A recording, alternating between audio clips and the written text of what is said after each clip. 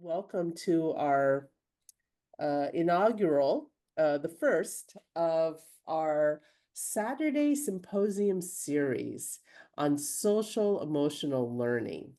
And I am Kelly Vaughn. I am the interim dean for the School of Education. Prior to that, been on faculty at our wonderful university for 17 years. And I am excited with these guest speakers that are coming up for these series.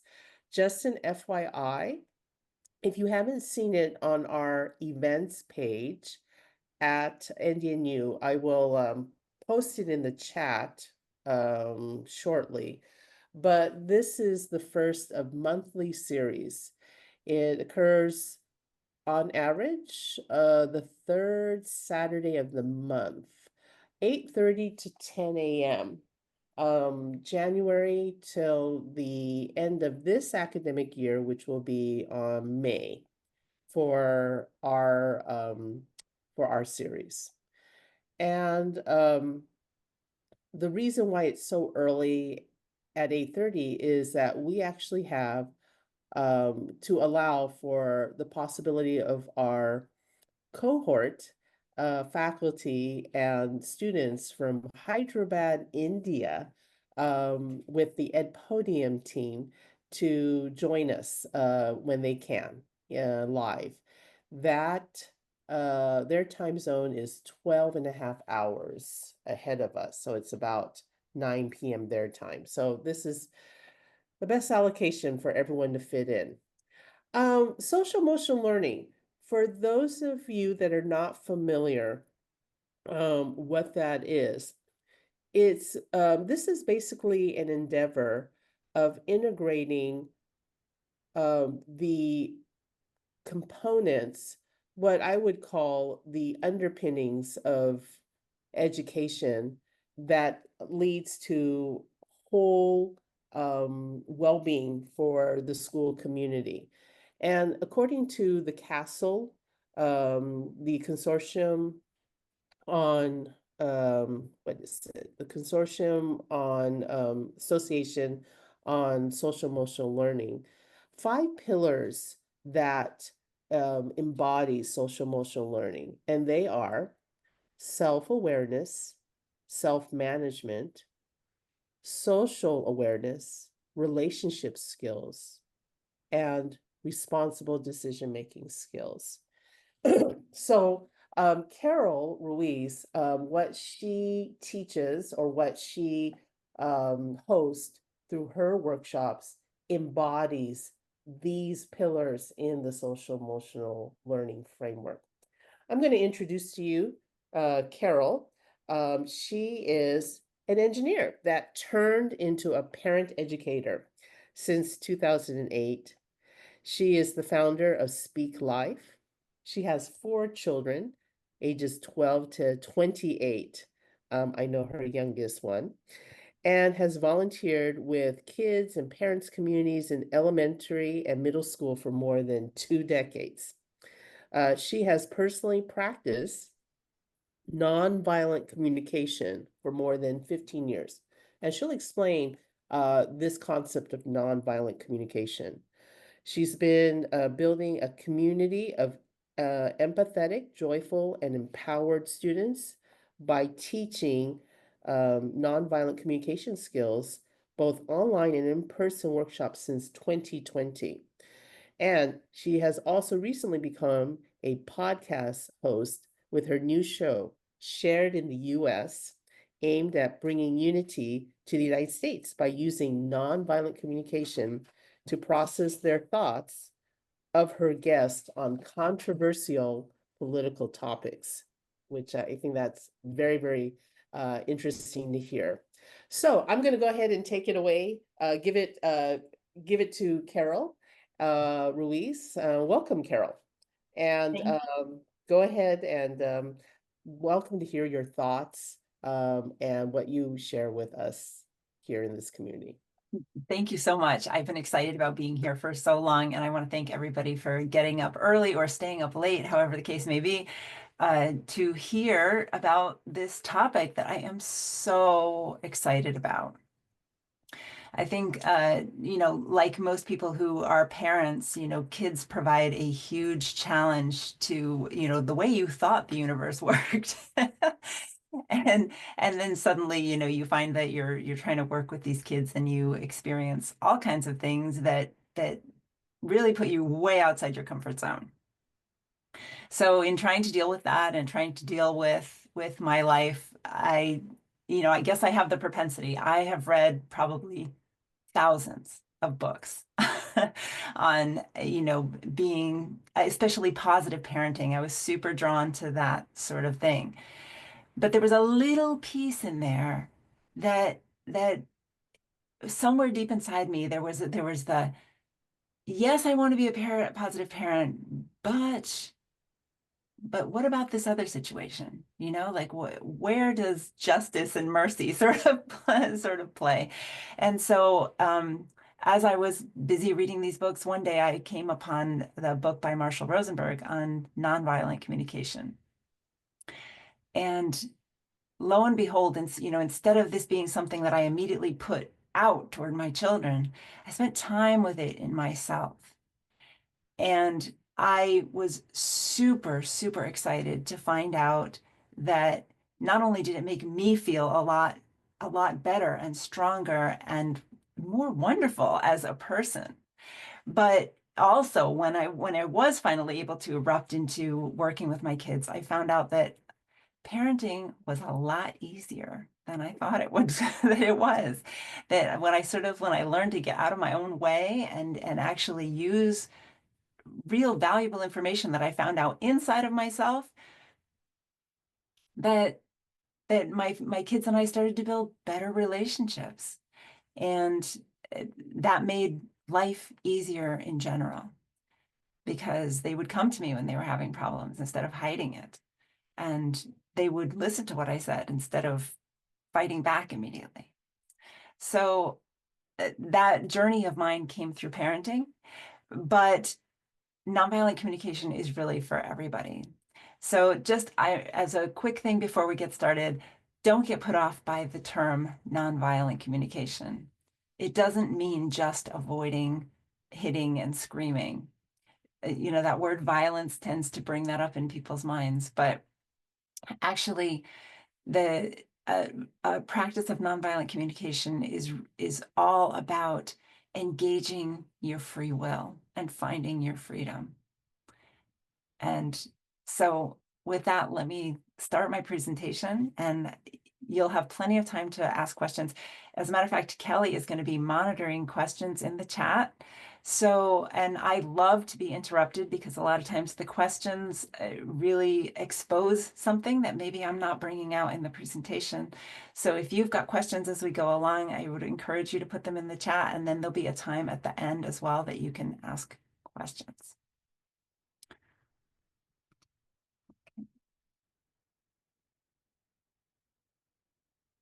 All right, everyone sees my screen. Kelly, is that working?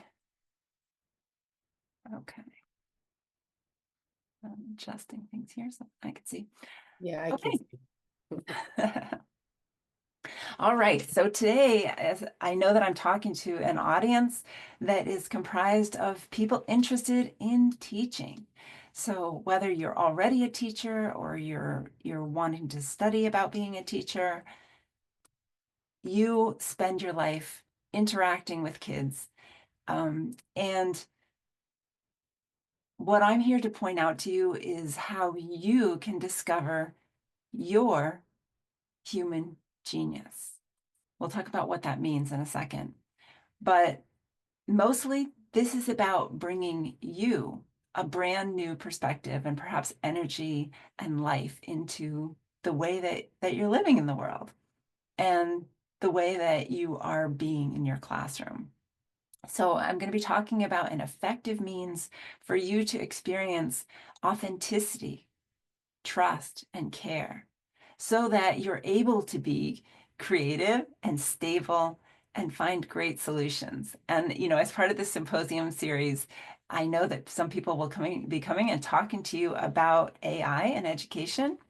And I also want to point out that this authenticity, trust, and care for creativity, stability, and solutions is something that is going to set you apart from AI.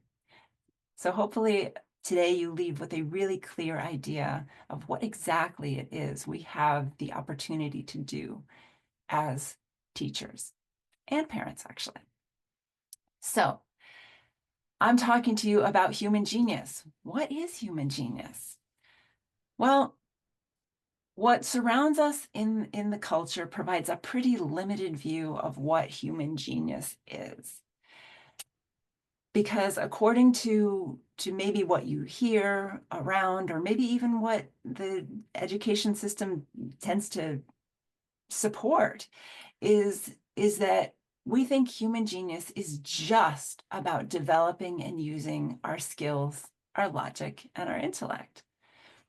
And so, of course, when a child comes to school, it is a chance for them to experience topics that may light something up in them. You know, to a very large degree, we're helping them find where they're going to fit in the world. You know, if they love literature at school, then, you know, maybe they go toward a career that has a lot to do with words and has a lot to do with reading and writing. And if they really are drawn toward math, well, then maybe they end up, you know, studying physics or engineering and go that way. So the exposure that we provide them does lead them in this way, where maybe when we think of genius, we think of somebody who's really making a big discovery, or is, you know, really able to go very deep into the math, and we think about that as being genius. But those skills that we have in the logic intellect, they're great to follow and to lead us into this expression of the uniqueness of who we are. But sooner or later, that, you know, as it's driving you along your path, you end up with people in the way of this path. And sometimes it's only yourself in the way of this path. Like, you know, you think you should be able to write your PhD dissertation, and yet you have found yourself scrolling for hours on whatever social media you happen to be weak in. But a lot of times it has to do with other people too, you know, like there comes an issue and you think it should be done this way. The other person thinks it should be done this way. And what happens in that interaction? Most people start with a logical argument because that is what school traditionally teaches us, is a logical approach to anything. But I don't know how many of you have ever really won a logical argument, but it's a small amount. Most of us with experience find that logical arguments, when people's emotions are involved, don't work at all. So another consequence of this view of what human genius is, this limited view, is that people start to compare themselves to other people. So some people are more valuable than others. So you might notice the kids in your class thinking about one person is, you know, smarter in math. And that doesn't really help the person who feels like they're not smarter. And actually, it doesn't help the one who feels smart either. We also feel forced into domains of submission or rebellion. So instead of taking responsibility for our learning or our actions, we feel like I have to do this, or I'm not doing that. And, you know, taken to extremes, this is us fighting to show that we're good, to show that we deserve to live. And it also confines us to the domain in which AI thrives and will thrive. It confines, because, you know, all the skills that we may have in math or engineering, or so many jobs are poised anyway to be replaced with AI. So if I like to use this example that if you were a London cab driver before Google Maps came out, you were golden. I mean, you were a really valuable person to know. But when Google Maps came out, all that genius that you had developed was replaced in a snap by Google Maps. So with that context, I want to introduce what real human genius is about. Yes, it is about developing and using our skills, logic, and intellect to the best of our ability. And then, especially when a problem comes up, knowing and remembering that I am a human instrument, prioritizing and trusting my internal human experience, which begins with my relationship with myself, understanding that we are connected in our humanity, which gives us common ground and shows that me figuring out what's going on inside of me is the pathway to me finding my way to other people. And also us having the will and ability to freely access and use the knowledge that we developed, when we were thinking about our skills, logic, and intellect. We find that when we're in problems, either with ourselves or with other people, that those seem inaccessible for a moment. And so, even though we have a lot of education, perhaps on like how to handle children that are not on task, not doing what we expect them to do, there come moments when it is hard to access that. Kelly, would you say that's true? That is totally true. And it's interesting as you're saying this, Carol, I'm like writing notes as the avid learner, thinking about complimentary of how this fits so well with our initiatives here in teacher education, as well as particularly in our School of Education here at NDNU. So yes, totally agree. Excellent, excellent. Okay, so we have a dream.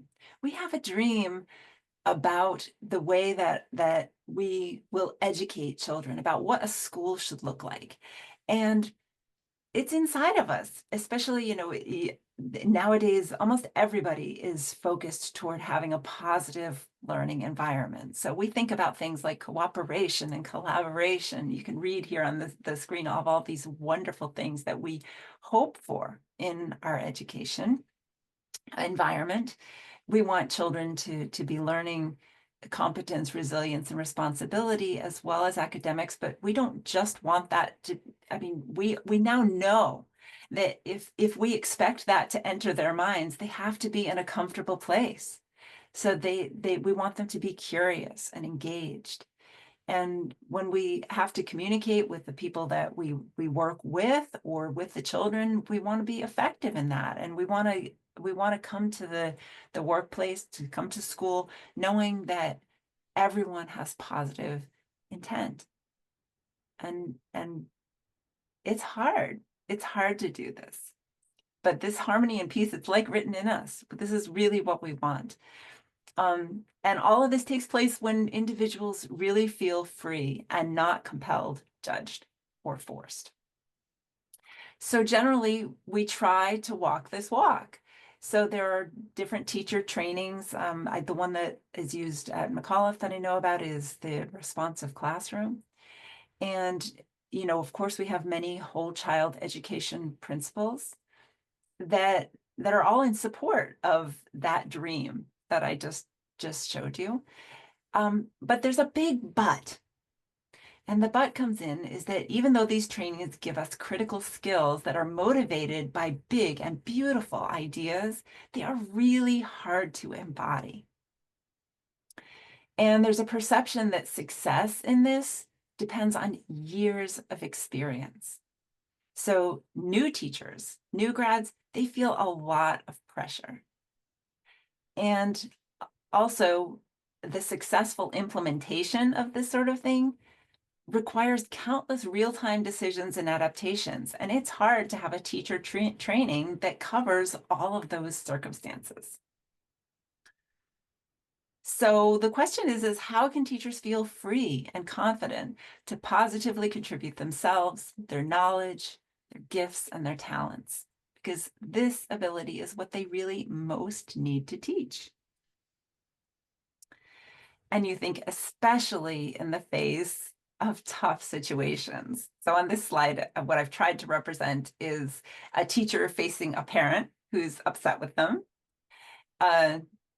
seeing kids, and over to the right there, seeing kids that are provoking each other or hurting each other, seeing a totally disengaged learner, and then perhaps an adult in the classroom that's supposed to be helping you, whether that's a parent volunteer or anyone that you're expecting their attention and help, and instead they're on their phone. And so when you see these, I imagine, and I hope for the sake of this presentation, that you feel a little bit compelled to do something. What do you think, Kelly? Do you feel a little compelled? I do. And also too, Carol, it's also that full disclosure, I think I've also been guilty in at least one or two of these places, whether in the role of the upset parent advocating for my kid or, being distracted on my device. So this is something I can relate.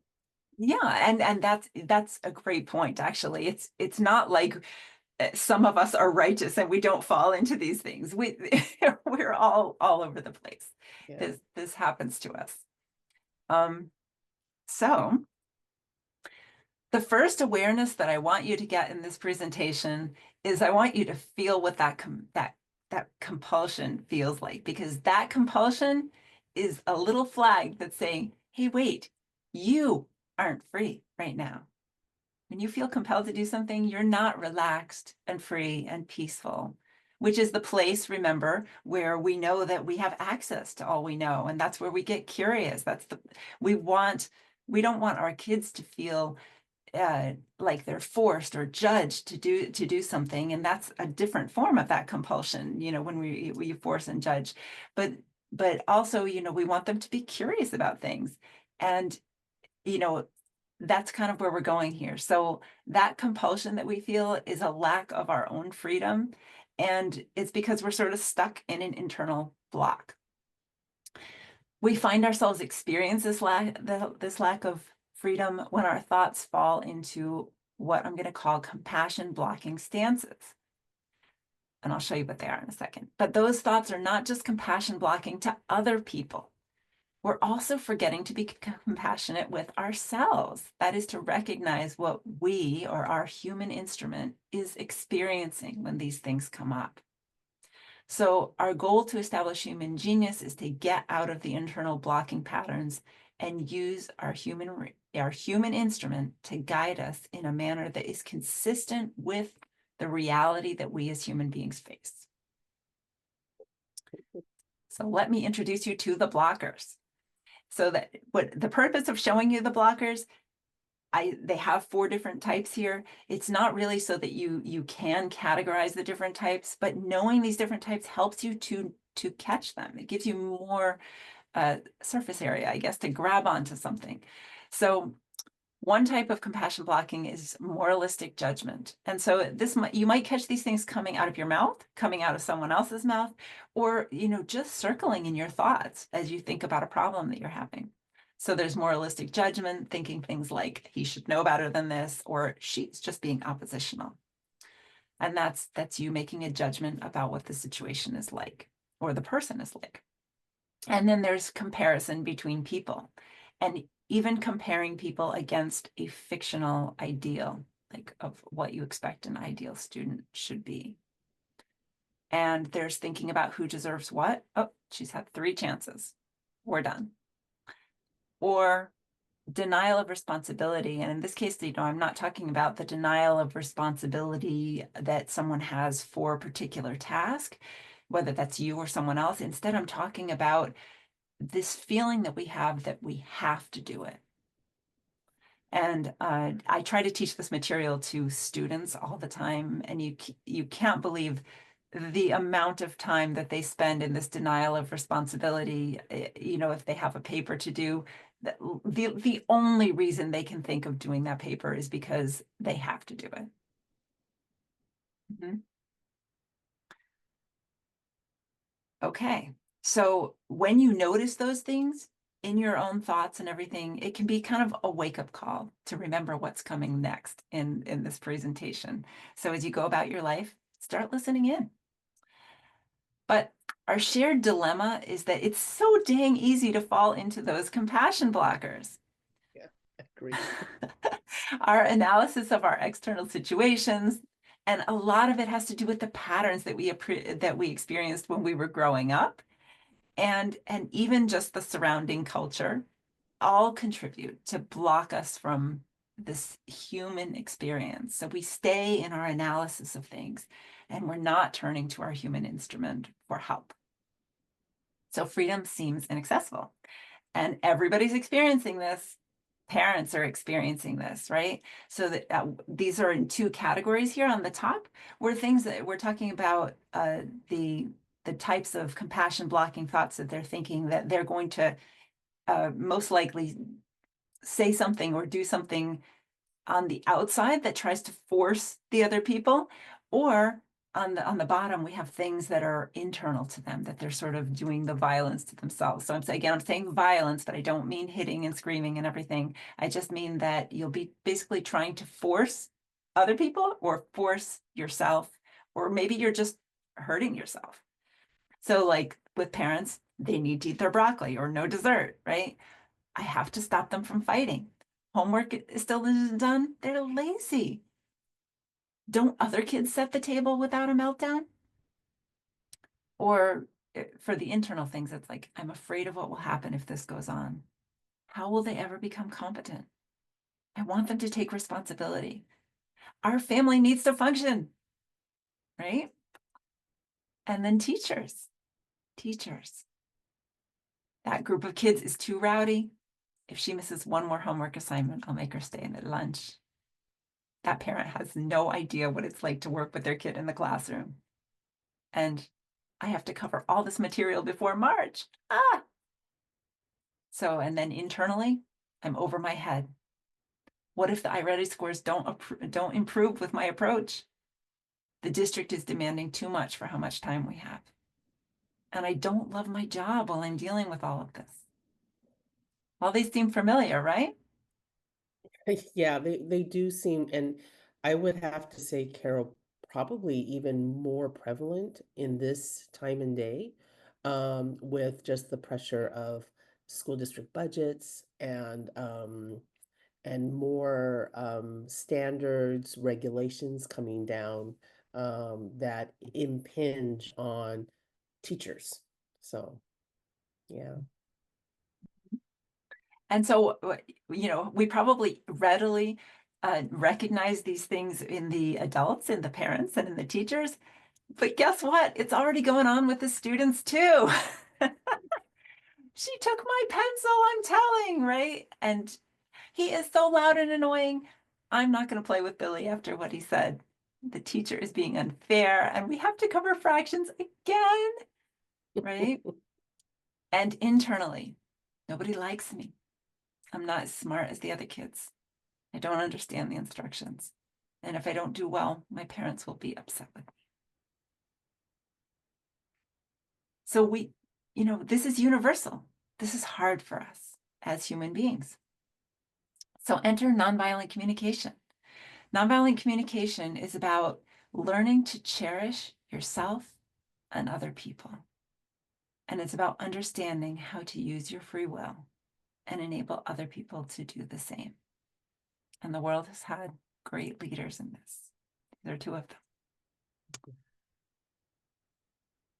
them. The nonviolent communication format, like the formula for it, the idea of making these into concrete skills came from Marshall Rosenberg in the 1970s. And nonviolent communication is used all over the world today in many different contexts. It provides a set of skills appropriate to all relationships. And most importantly today, for this topic, we're talking about the relationship you have with yourself. And it taps into the essence of what it is to be human. And the best part is that it gives you a concrete, boots on the ground way to live our freedom in daily life and navigate challenges and conflict in a way that exposes the underpinnings of human relationships and brings us closer together. Big NVC ideas are that we are all human and interconnected and share the same underlying human needs. And that what that means for us is that looking inside of ourselves is actually a valid path for us finding solutions that are going to work with other people. And the more, I've been teaching this for 5 years, I have so much experience in this. Going into yourself is not, they call it, what do they call it? Belly button inspecting, like you're just not getting anywhere and you're just looking at your own pain. It's not that. It's a pathway to other people. The next one is that human needs are not in conflict. So that means that I don't need to be afraid about anything and force solutions. And also, relationships and people thrive when they're able to act within their free will. So that means that time spent in cultivating my own and others' freedom is valuable. It's not something to be pushed off. And basically, love is freedom. So we can begin by turning that loving gaze inside of ourselves. We need to know and live this and be an example of humanity, not perfection. And we can only begin to teach our kids that they're valuable and free if we ourselves feel valuable and free. This is good news because being authentic rather than perfect and having the freedom to choose is a real pleasure. And you having access, when you feel that freedom, you having access to all the knowledge and creativity that you have as a unique individual, this is a gift to bring into the world and especially into your classroom. So nonviolent communication and what I'll say, learning how to access our human genius, how to be human, means connecting to our underlying human needs, which is that plane that we have in common with everybody else. And there's a few steps to sort of getting there, which I'll be demonstrating for you today. But up in red here on this slide, I have a partial list of human needs. And these are the ones that popped out at me as I considered these problems that people might be facing. Seeing eye to eye with my colleagues, handling conflict with parents in my classroom, getting homework done or done well, getting the kids to do it, or even if it's my own homework, if I'm a student, getting the family to all pitch in to keep the house clean, getting my own kids to school on time, managing emotional outbursts, my own or someone else's, dealing with a child who doesn't comply with what I want, and addressing work overload.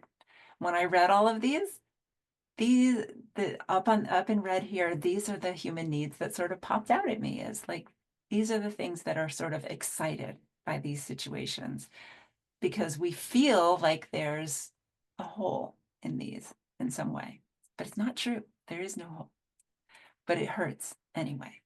So what we really want is shared vision and connection, communication, cooperation, collaboration, peace, care, harmony, rest, ease, participation, understanding, acceptance, compassion, empathy, progress, growth, responsibility, mutual respect, joy, and hope.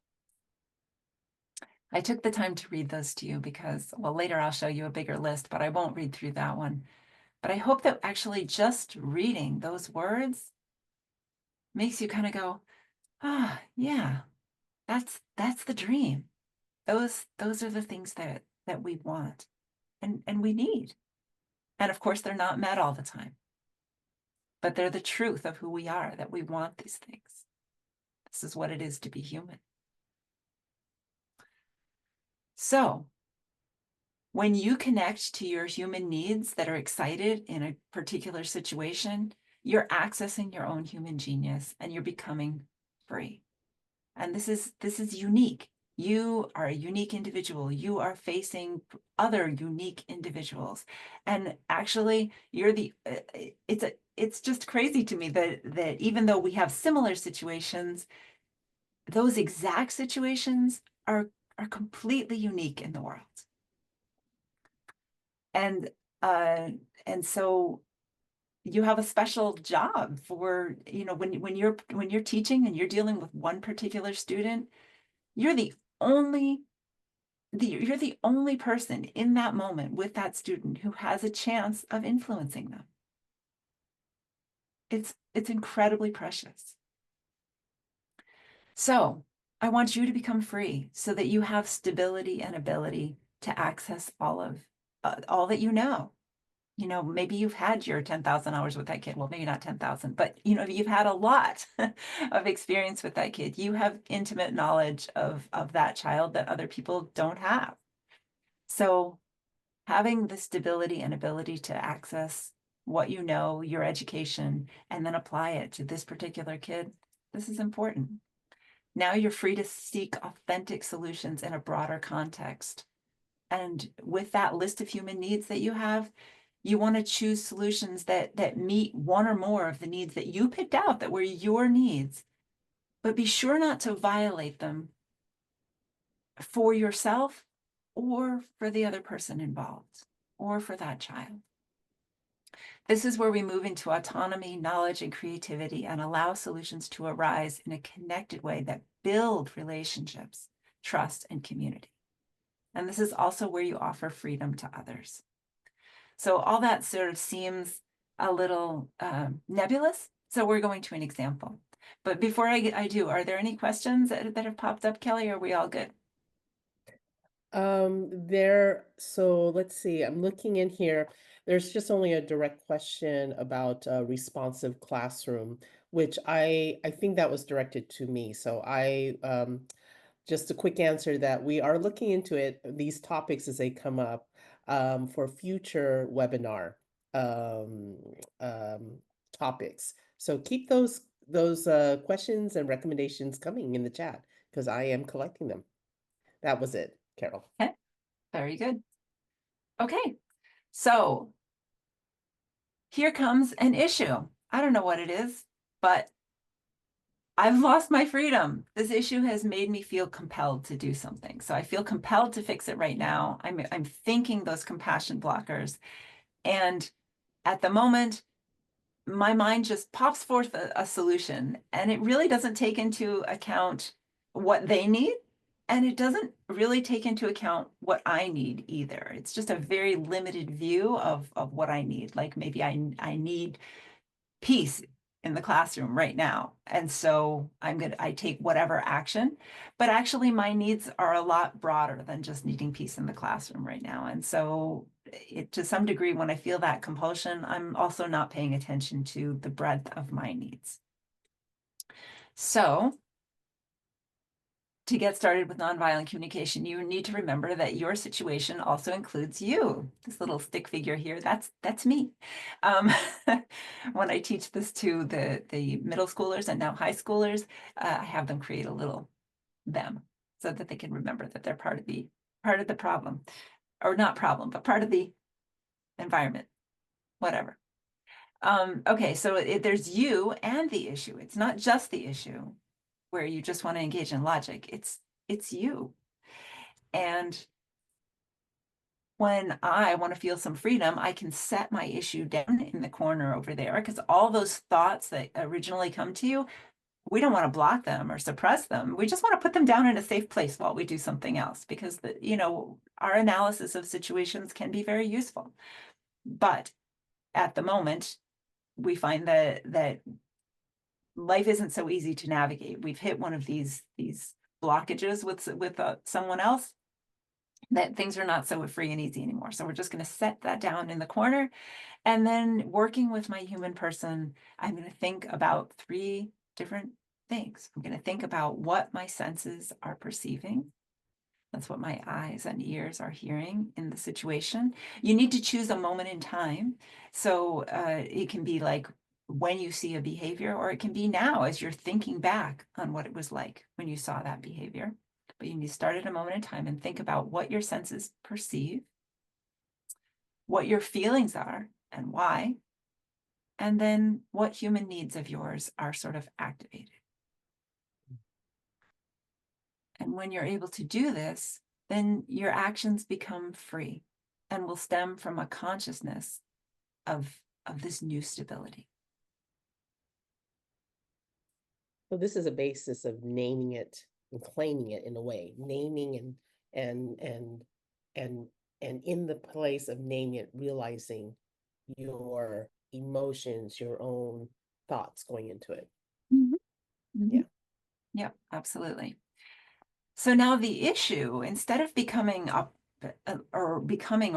remaining a problem, becomes an opportunity. It's an opportunity for your authenticity and practice in your self-knowledge. It's an opportunity for solutions to be successfully sought, applied, and received by the other person with compassion. It's an opportunity for connection, consideration, and affirmation of the needs of everyone involved. And it's an opportunity for growth of relationship and community that has, the positive results of joyful participation, modeling and teaching how to be human, and creating collaboration and achieving that dream slide that we had, achieving all those beautiful, beautiful things that we hope a school will be. Okay, so let's look at a real concrete example. So when I'm teaching, I'm going to say that Fred, I have a fictional student, Fred. Fred is off task and disruptive. I've had to interfere with his behavior every day this week. I feel compelled to do something to respond to this, and I think that he deserves consequences. Okay, so you can see in red that I've noticed the compassion blockers in what's going through my mind. And if I respond from these blockers, the next thing that I'm likely to do is maybe send him to the principal or begin removing his privileges in the classroom. But pay attention that this response is unlikely to do anything positive. It's really unlikely to improve your relationship with Fred, which is what you and Fred both need to increase cooperation. You haven't gained any understanding. You haven't had real communication. And so it's not hitting the mark. And most likely, if you do send him to the principal, you might feel a moment of vindication, but then it's still going to be bugging you. It's not right. The situation isn't right. And that is because, and this is in general in the world too, that we come up in a conflict with someone, and we think that if we get our way in the conflict, that it solves the problem and it goes away. But because we as a human family are interconnected, it actually doesn't solve the problem. It only solves the problem in one small aspect, but it likely causes problems in this other dimension where we're interconnected.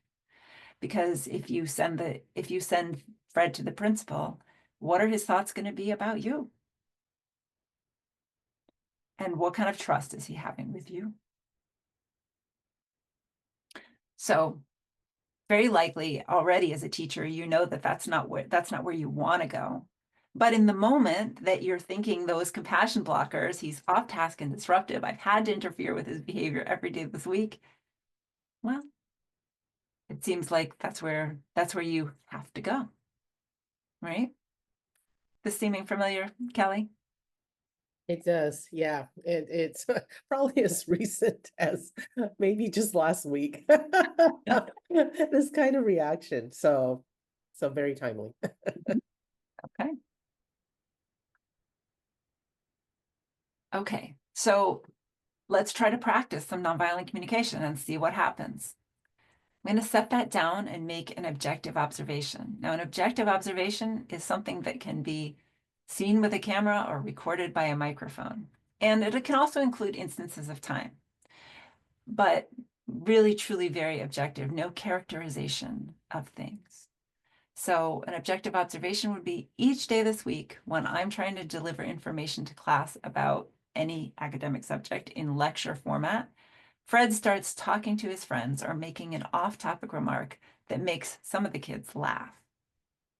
I've tried moving his seat and telling him to hold his comments until after the explanation and sending him for a break outside the classroom. These things work for a little while, but I know that I'm not reaching Fred, and I think the pattern will continue. So the last statements there about, what about these things work for a little while, but I know I'm not reaching Fred, and I think the pattern will continue. These are internal to you. And so as long as you're saying, this is what I'm thinking, then it's objective because it's okay for you to be aware of your thoughts. And if you don't mind me asking, Carol, in terms of this kind of this process of in the objective observation, am I seeing that it is the observable behaviors that you, the teacher, have seen thus far, and then followed with what you have followed through in addressing as observable behaviors or tasks, and then the last part ending with what you perhaps may assess that might continue Yes, after I these really sessions. should have written it a little bit different here. I could that last part I could have said, I think these things will work for a little while, but I also think I'm not reaching Fred, and I think the pattern will continue. If I did that, then it's really clear because those are just your internal observations of what your thoughts are. Got it. Okay. And before I forget, we do have a question. It's not directly on this, but remind me because I do want to ask you. It's a great question from Oh, from our panel, from our guests. okay. Should we wait or stop? Why don't I bring it up right now? And Okay. then, okay, so this is from Saba. In your opinion, is being an expert more important than being kind, compassionate, and open? I believe that how you make other people feel is more important than what you are saying. How do we convey this to someone who leads their expertise over humility and human connection? Hmm. That's a great question. So I don't know if that's something you want to continue in, what you're sharing with all of us and then lead up to that answer, or if that's something that stop and pause that you have something to say in response to this question. Actually, something's popping up to me right now. So I think I actually would like to say something, and that is that when you bring up this person who really is an expert in their field, their topic. I mean, first of all, I agree with you that this social emotional aspect is critically important. I wouldn't really want to say it's more important. It's a different important. But the problem is that all that knowledge and skill and being an expert in their field is inaccessible to other people without the human skills. So that in some respect that makes the human skills more important just because otherwise it's useless. It's just for them unless they're able to convey to other people in some way. Mhm. And really everyone in their life as they go through things, especially as they're thinking those blockers, they think they know what is right. They're behaving as though they're a little expert in their field, and so that's why they're resistant to any logical argument that anybody else puts up because they think they already know. Do you understand what I'm saying? Yeah. Yeah, And and I think Saba's responding yes. So I think what would be good too, just continuing on here, is the I think if we're in that hot seat, right? We're the recipient of this person who is bringing all sorts or claiming for the expertise, is how do we convey in our response or in our engagement with that other person? So that probably is something that you're leading to. Yes, and actually the next talk that I do in February will be using words with other people to help. But the short answer is that even as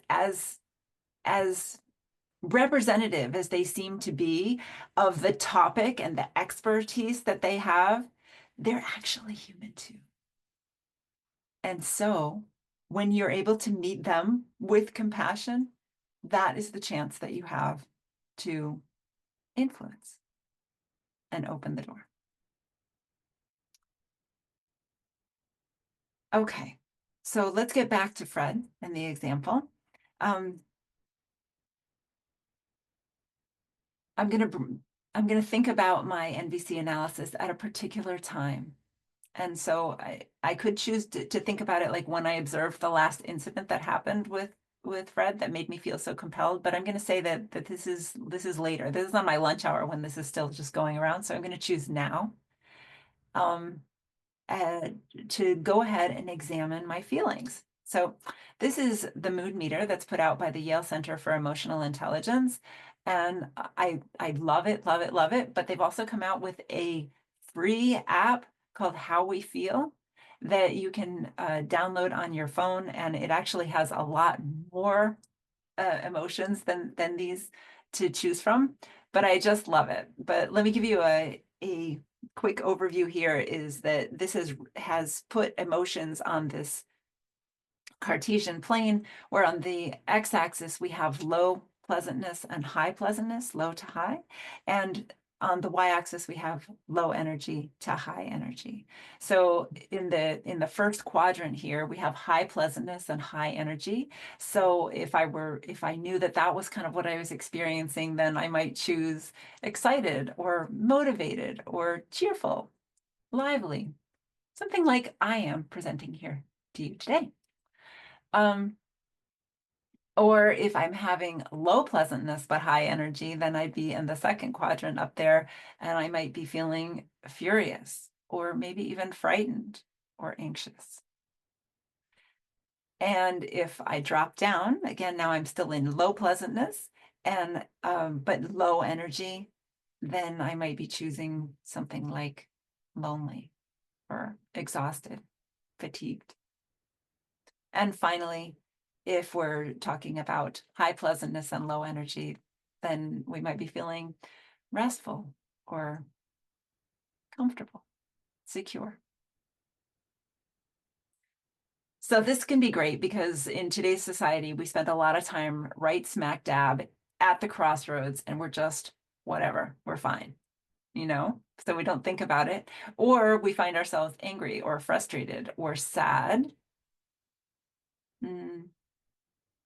But that, that's pretty much what most people spend their time on. They're either fine or that. But so having regular access to this helps you to be more aware of what you're actually feeling. So in our case that we have with Fred, I'm going to go and I'm going to start filling out my feelings with because phrases. I feel irritated because this is a pattern that's interrupting my plan to deliver material to my students and I have to deal with it, right? I also feel discouraged because I was hoping to engage my students in the vision of what we're doing, something that I put effort into and I love to do, and his behavior disrupts that plan. I also feel stressed because it's only September, and if I don't find a strategy to deal with this now, it could disrupt the entire year. I'm also worried because although I'm trying other strategies to engage the students like morning meetings, I don't seem to be building relationship with Fred so that we can work together. I'm concerned because Fred is not a strong student and he needs to do these assignments to improve. And I'm also distressed because I find myself getting angry when Fred interrupts, and professionally, I don't want to lose my temper in the classroom. These all seem reasonable, right? They do seem reasonable. And really quickly, can you tell us again about the app, or just the name of the app so I can put it in the chat? Yeah, it's How We Feel. How We Feel app. Thank you. Mhm. So here's that promised list of underlying human needs. It's so good. I want this for myself, for my family, for my community, really for every human being on the planet. I would love for this to be met for everyone. But what I'm going to do. Hold on just a minute. Let me try to. Okay. There you go. Sorry. No problem. Yeah. Okay. So we're gonna go back to what we wrote and try to connect those feelings that we had to the underlying human needs. So when I feel irritated because this is a pattern that's interrupting my plan to deliver material and I have to deal with it, then I chose that I need progress and predictability. I need respect and autonomy. And I also feel discouraged because I was hoping to engage my students in the vision of what we're doing, and I had put effort into it and I love to do it, and this disrupts that plan. So I need shared vision. I need joy and fun, and I need progress and effectiveness. I also feel stressed because it's only September and I'm worried about what's going to happen for the rest of the year. So I need clarity about what to do, and I need competence, and I need ease. I also feel worried because even though I'm trying some strategies, they don't seem to be building the relationship with Fred. And what I need is effectiveness and connection, cooperation, and collaboration. And I'm concerned because Fred is not a strong student. And in some way, I feel almost like a parental agency, but as a teacher, it's your job to help them, right? And so you do feel some need for agency in his progress and his care and his learning and his competence. And you also have your own need for progress because you want there to be some movement in this relationship. And I'm distressed because I find myself, challenged dealing with my own emotions. And in that, I need competence and emotional stability. So as you can see, this is not crazy stuff. It rings true. Is that correct? Yeah, it sure does. With all sorts of, yeah, I agree. And if you were a person who was facing the situation and you sat down and talked with a friend, in this case, you get to be your own friend, but if you were to sit down with a friend and you uncovered all of this, you would likely feel really heard and feel better because someone really got you, right?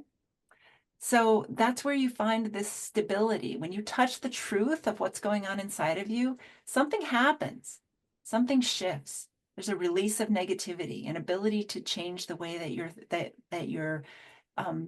thinking about this. So that hamster wheel where you were thinking about things in the same way over and over again, suddenly that relaxes, and you can have access to all the techniques that you might have learned in responsive classroom. you know. And this shift of our hearts. This is the magic of how we access our human genius.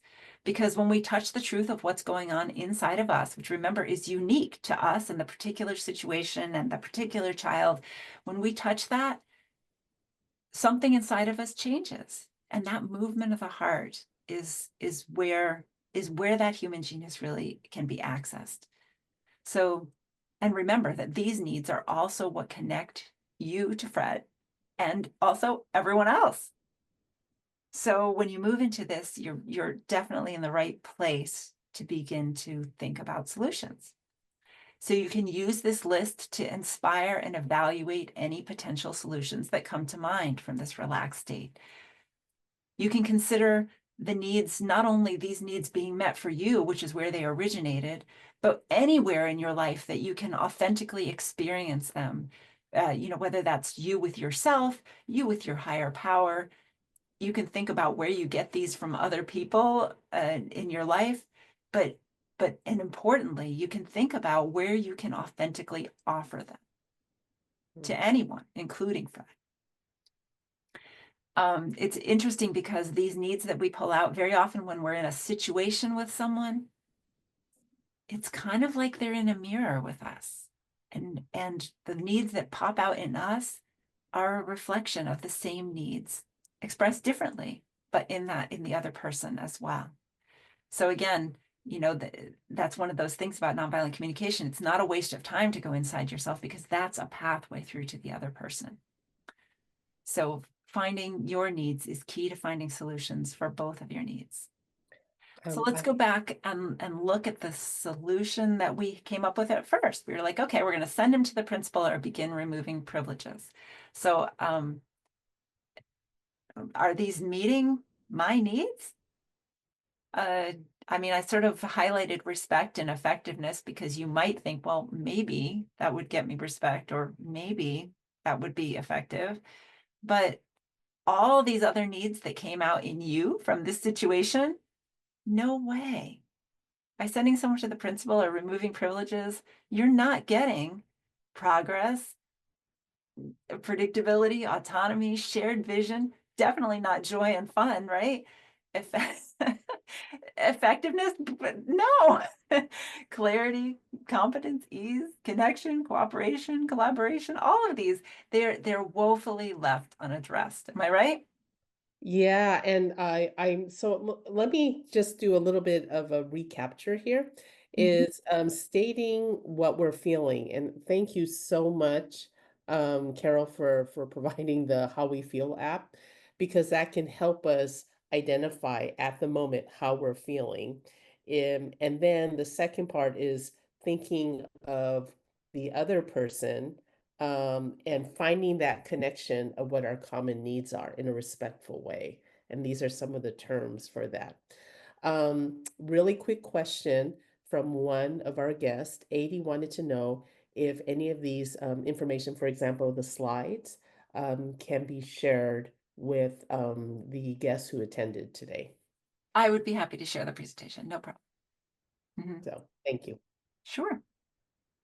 So now let's see, if we let our solutions arise from these needs, then we might come up with these solutions that are very likely seem pretty familiar to you guys. You probably already know about these, like remembering to talk to him one-on-one, right? To ask him about what's happening for him when your teaching begins and listening with empathy. Maybe revealing your need for cooperation and your desire for cooperation, plus his learning and competence, right, for him. And inviting him to join in creating a plan that meets both of your needs. So, I mean, again, this is not new stuff. You guys know about all of this, but now you can access it because you're thinking about those needs. And I color coded this to show what needs are being met by each one of those. Like just talking with him on one-on-one, you can see the where the green lights up. That is you delivering respect to the child, right? Um, it's green, it's your competence that you're able to do this. Um, it's also inviting him to competence by treating him with the respect that he's going to be expected to be part of a solution, right? Like that you even hope for that. Um, it's creating connection, it's delivering care and emotional stability. I mean, when you approach someone one-on-one, it's a comfortable emotional space. Mm. Inquiring about what's happening for him when your teaching begins, that that's you being curious about it.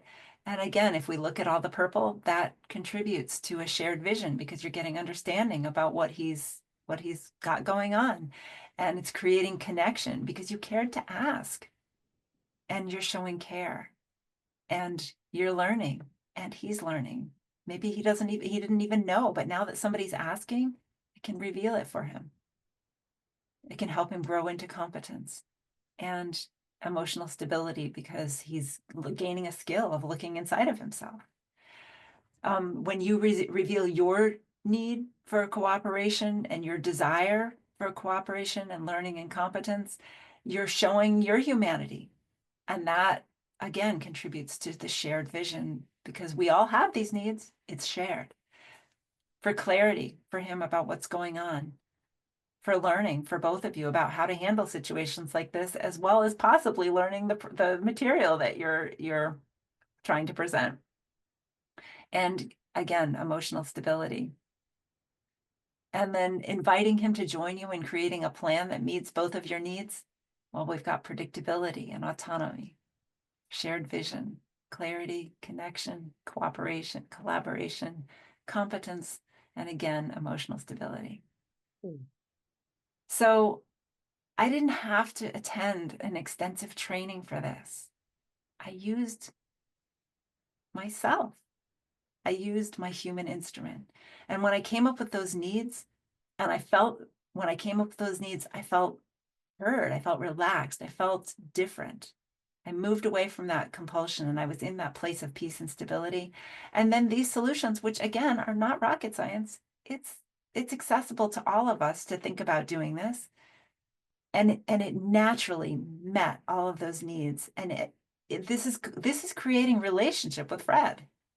Just the fact that you approach him this way. So I hope you can see the power of this. What do you think, Kelly? Yeah, so what I just done is I'm putting a recap, and I've kind of shared this in the chat or finishing it up in the chat, is thinking of this sequence, this natural kind of order. Um, and see if I'm getting this correctly, Carol, is that when a potential conflict or a potential um I would like to say something trigger, something that comes to mind is Mhm. that the first reaction is to examine internally. If we do that, and the how we feel app is a great way to help us identify what we might be experiencing at the moment internally. Then second is examine and think about the other person's thoughts and motives, and then consider the common needs that you have and the other person, the other party may want to achieve out of this. Let And me that, interrupt you for a yeah, second because everything we did was about what we found in us. And that's really important because if you guess what the other person needs, you don't actually know. Next time when we get together, we'll talk about letting them speak for what's inside of them. But it's not observable. A lot of times, especially with little tiny kids, they'll be crying and someone will say, she just wants attention. Okay.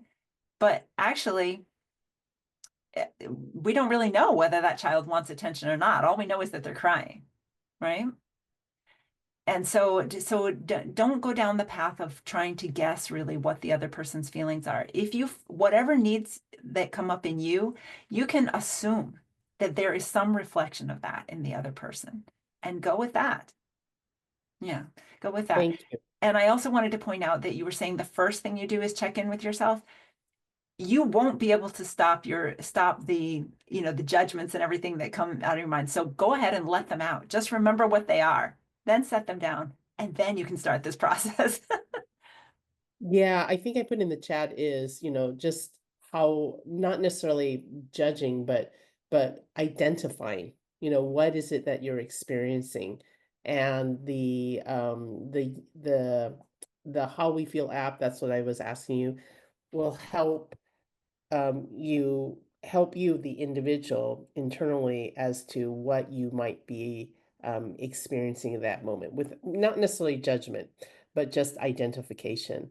So it's a good clarification there that you said, Carol. This is not on judgment on yourself. So No, no, actually, you want to like all when you're feeling those compassion blockers, they hurt. I mean, you want to give yourself compassion, just the same as if you skin your knee, It's important to take care of what's going on inside of you. And as you get versed in doing this sort of thing, those uncomfortable feelings that are really painful for you will be your indication that you want to come and start to look at this stuff because you know that this is where the healing comes. yeah, and not on judgment on the other person too, when you are as the other person observing what they are saying or doing. So Mhm. Mhm. great. And then this part here then is what would you describe, not describe, but if there was a shortened term or phrase that will help us remember this part here, what would you call that? Communicate Sorry, which just the current the slide. process. Yeah, the process for this current slide here. I guess it would be remembering to access my human genius. Okay, got it. Remembering that you're a human instrument. Yeah, because the temptation is to stay in the logic sphere, where again we don't win logical arguments. We know this, and yet that's where we go. So, okay, yeah. So, uh, again, I know you've got AI presentations coming up. So as we're looking at AI and its role in education, we need to remember that school is a wonderful and unique context through which we have the opportunity to teach and learn how to be human and access this human genius. The ideal goal for human life is to discover how to operate our person and how to interact with others, to find our interest and talents, to gain competence and pursue learning, and to contribute joyfully in our societies, families, and communities, and for mutual gain, and to teach all of this to the next generation. So this process of embracing our inner workings is where our human genius can be found and expressed, employing our uniqueness toward the purpose of operating together. This provides not only functionality, but also richness and breadth and joy to our lives and society. So today we talked about the self-care and stability for you, uncovering your human genius by going into your feelings and your needs. And of course, there are techniques for how you talk to someone else. That's coming next week, where we talk about teaching human genius and the way that we can interact verbally with our kids in our, either in our homes or in our classrooms, and also ideas for exercises so that they can start to get a handle on how to do this too, because teaching how to be human and how to access this human genius is arguably the most important thing that we have to teach the next generation. So what can you do between now and February 15th? Start to notice those compassion blockers. Make objective observations with camera and microphone only when you go to review those situations that are bothering you. You can identify your human feelings using the How We Feel app, and think about, add the because phrases. See if you can connect those to human needs. The NBC human needs lists are easily Googleable, and also I'm going to provide the slides here if you wanted to access the materials that we have here. And I do teach this process in 8-week workshops. And so if you want to reach out to me, you can, so you can get information about the next upcoming workshop. I believe I'll be starting one in March, but I haven't set the start date yet. So that's my contact information. And also, if you want to just get a feel for the flow of all of this, I've been really enjoying doing my new podcast, which is Sharing the US, and processing political feelings using this process, and really helping people to come from what is a place of real discomfort and pain over something that they have no agency in at all, into a space where they really are able to discover their needs and come up with solutions for how you move forward next, because that's the most important question in front of a human being, is what do I do next? And so it's helping them bridge from the problem to how they can act in their daily life to really be meeting the needs that they have. And the last slide I have for you is that Kelly's husband, Dennis, has taken my workshops, and he is a second grade teacher, and he made these comments that the exposure that he has to nonviolent communication has helped him in these ways with his students. Well, it's a shout out to Dennis.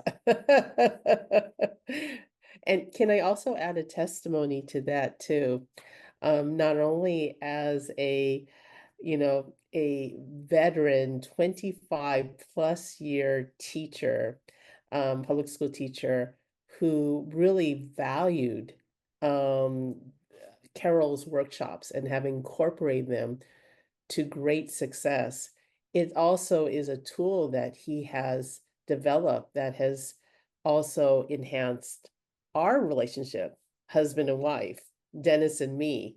And so in many ways, I vicariously learned Carol's workshops through what he is practicing, not only at school, but also at home. So that's a shout out to for what you are doing in those workshops, Carol. Oh, thank you so much. That's amazing. That is really Yeah. So, um, if I can put a little bit of just how you say a response, we do that in academic talks, so we put it back all into context before we open up for any Q&A from our participants. But I think that what you shared about artificial intelligence with the human intelligence is very complementary to what we're doing in our endeavors here at the School of Education. Um, we are pushing for some new initiatives, and they're based on practices that are values that we have, moving forward. One of them is artificial intelligence, but with heart. It's really centered on human intelligence and seeing artificial intelligence as ways as a tool and not necessarily as a replacement to the true genius that we have within ourselves. So our upcoming guest will actually exemplify that too, and our future professional developments in our collaboration with a number of wonderful thought partners are also promoting and advocating this emphasis. So thank you. And I do want to say this is such an appropriate time having this on Martin Luther King Day that's coming up on Monday. Because if we think about it, what he exemplified with um, civil disobedience is rooted or has examples of nonviolent communication in it.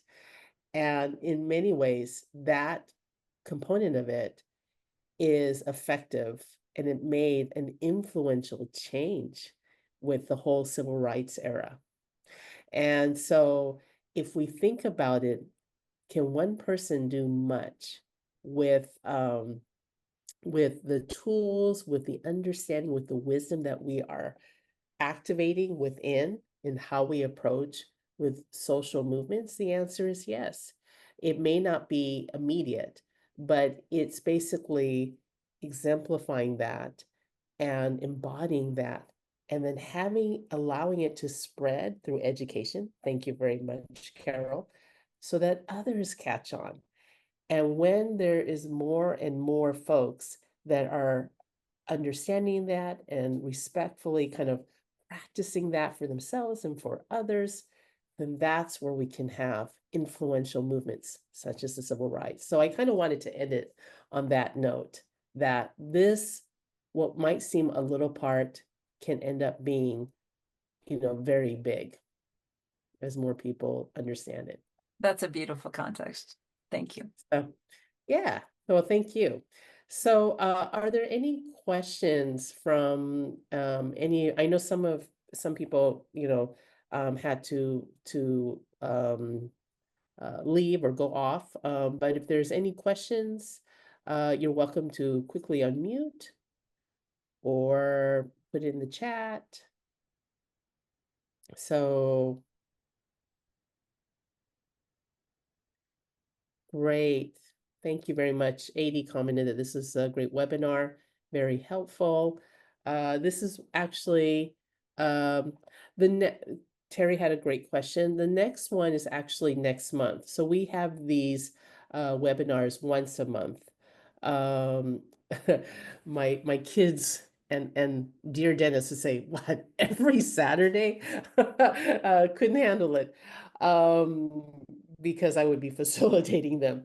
So we are having it for this semester once a month. So the next one, I believe, is held on, it is, let's see, it is, I believe it's February, it is February 15th is the next one. And that will be, this is part one of two. So Carol will be back again on February 15th. And this time it will be much more interactive. We plan to have breakout groups where we practice some of these components that she has shared in her workshops. And then just out of curiosity, thank you. March, just to tell you what's coming up down the pipeline, on March 15th, our our webinar will host Kate Tolnai that will feature both AI and how social emotional learning, how they complement, or how the focus would be with social emotional learning in the midst of AI. On April 19th, our webinar will feature two guest speakers. They are Annabelle Jensen and Susan Charles. Both of them are current as well as former faculty. Um, Annabelle is our professor emeritus from NDNU and the founder of the Synapse School. So, as well as her organization, 6 Seconds. So, we will be talking about that. And then, lastly, to end out the semester on May 17th, our guest speaker then will be Rachel. Gosh, Bacosa, who is actually was Dennis's colleague for years at the Sunnyvale School District, and now is staff with Center for Reaching and Teaching the Whole Child, as well as another organization that deals with teacher self-care. So these are our guest speakers that are in line for this semester, and then they will be out on our website at NDNU. I was looking for it. I was hoping that Ryan would be here to share that. But if not, we can put out a, what do you call it? A announcement as well as a blurb on the upcoming guest speakers. Okay, I think we're going to go ahead and get ready to go. I thank everybody here for attending and those that had just logged off. Thank you, Carol. I guess I'll see you next month. Okay, thank you so much. I'm looking forward to it. All right. Goodbye, everyone. Bye. Wonderful Saturday.